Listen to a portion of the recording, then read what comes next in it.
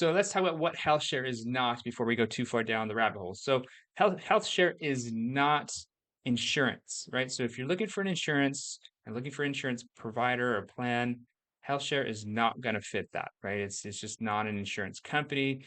It's structured as a nonprofit organization that's a community-based organization, not insurance. HealthShare is also not ACA compliant in itself. And so if you're in a state, which there are handful of states that do have a mandate for their residents to have kind of like an insurance plan, what was known as the American Affordable Care Act, right? The ACA. That ACA is no longer in force. So it's been lifted. It's not something that is mandated by the federal government to everybody.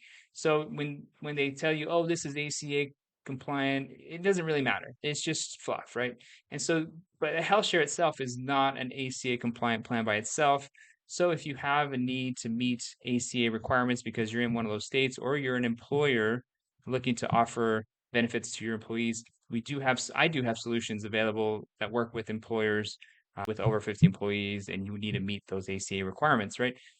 Those are the only time you have to meet it still is if you're an employer with over 50 employees. And so again, it's not guaranteed or contractually guaranteed to pay for medical needs, right? What that means though is that if there was a guarantee or some sort of contract in place with the member, then it would be insurance.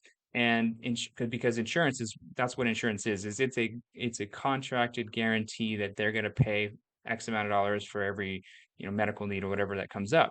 And so HealthShare is not contractually guaranteed that way. And part of that is cost effective, right? Because the cost associated with those guarantees and all of that legalese and all that stuff is very expensive. And so if we were to put in contracts as a HealthShare, we would literally just become insurance. And all the rates would be the same as everybody else. And so we're not doing that. We're not trying to be insurance. We want to be totally opposite of insurance and not look like it. And so we have a different structure.